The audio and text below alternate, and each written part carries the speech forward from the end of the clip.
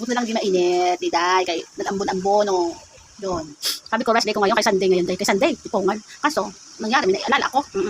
Sino ko lang, kaya bakit kailangan ko naman. So, yan, kaya, naalala ko lang, kaya nag-exercise ako, naalala ko ng dipungan, kaya ikaw, napakwento ako. Kaya ito ay ating umpisa natin, chismis, chikahan. Yan. May kakilala akong tomboy na video, may kilala akong video, tomboy, tomboy. Tapos, meron siyang jowa. May jowa siya, okay naman ang ang ganda, maaraw ngayon. Biglang umaraw sa atin, may chismis chikahan, may umaraw. Oh, kaloko. So, ayun, meron tayong, yung naging kaibigan ko na tomboy, meron siyang jowa na babae, karelasyon. Masaya sila, masaya. Yung babae may trabaho. Yung tomboy, wala na yatang trabaho, yung tamad din yung height, ayan, napakatamad. Oo. Kaya ang masipag lang, yung babae, yung naging masipag sa kanilang dalawa. Tapos, nagkaroon, in short, sobrang gala si tomboy, o si tropa. Masyadong gala sa mga ibang tao.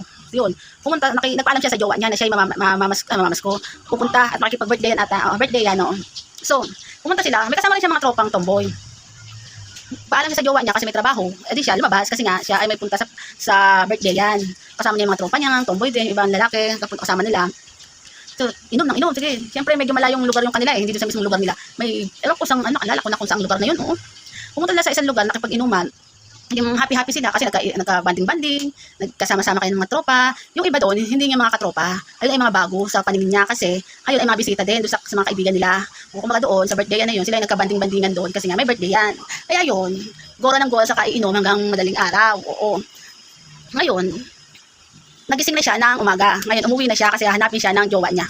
Umuwi na siya sa boarding house. So, okay naman sa jowa niya kasi nagpaalam naman yun sa kanya. Kaya naging okay naman okay naman samahan nila mag-jowa. So, masipag pa rin yung jowa niya, masipag pa rin sa trabaho. Tapos yung tomboy, yun, naglilinis sa bahay, naglaba, ganyan.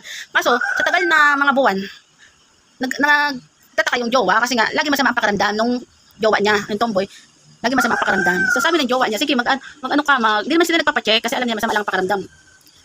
Tapos, bilihan niya ng mga vitamins, mga kinakain para maging okay ang pakaramdam.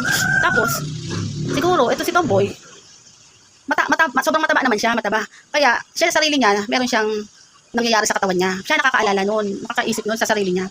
Pero, dead na. So, sabi nung karelasyon niya, sige, mag-vitamins ka ng ganito para maganda yung pagkain-kain mo kasi mas may pakiramdam mo. Tapos, sobrang mabait ng babae, na jowa niya, sobrang bait. Sobrang kakatago sa pakiramdam niya, tinatago niya lagi para sa jowa niya. Ang ending, in the short time, dinala na siya sa ospital. Mabait yung jowa niya, dinala na siya sa ospital kasi masama na yung pakiramdam ng tomboy. Masama na yung pakiramdam ng tomboy, hindi alam ng pakiramdam ng jowa niya na ano bang nararamdaman niya kasi pupunta na siya sa so kailangan na din sa ospital. Yun, ang ending na naman tayo. Doon niya nalaman ng babae na ang jowa pala niyang tomboy ay isang buntis. Oo, dahil kayong time na yon, ang tomboy na yon ay mga anak na, hindi halata na jowa kasi nga taba din. Masaya yung kanyang jowa kung magkaanak man kasi no choice Ganun talaga ang pakikipag-gawa ng inuman sa kung sino-sino, di mo kayang yung sarili mo, di ba? Pero okay na rin yung jowa niya, babae, para magkaanak. Kaso, sa sobrang hindi pag-iingat ng tomboy na yun at sinolo niya ang sarili niya sa naiisip na problema, ayun, hindi siya naging masaya kasi kahit na naiyak siya wala na nangyari kasi nga naghirap yung baby, hindi na nagkaano ng kusa. Kasi nga, hindi nga siya na-cover masyado ng tomboy. Kasi alam naman niya sa sarili niya na na buntis siya Kaso hindi siya nagsabi ng totoo. Siguro hindi lang siya umaamin. Kahit na kumain naman siya na maayos para maging masiglan sarili niya lang, hindi yung kung ano yung nararamdaman. Yun, kaya siguro sa panahon niya yun, kahit sabi mo tomboy ka o may mga tropa ka, kailangan mo talaga maging cover sa sarili mo.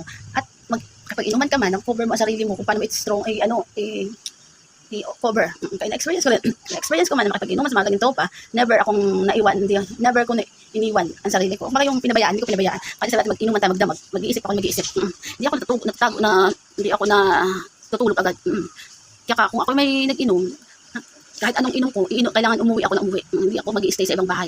Ganun, kasi nga, sarili mo rin yan. Kaya mo kung maging cover sa sarili mo, di ba? Ganun chikahan. Tapos na chismis chikahan. Gusto ko magkape na, ubus ang kape ko. Kaya pangalawa ko na sana to.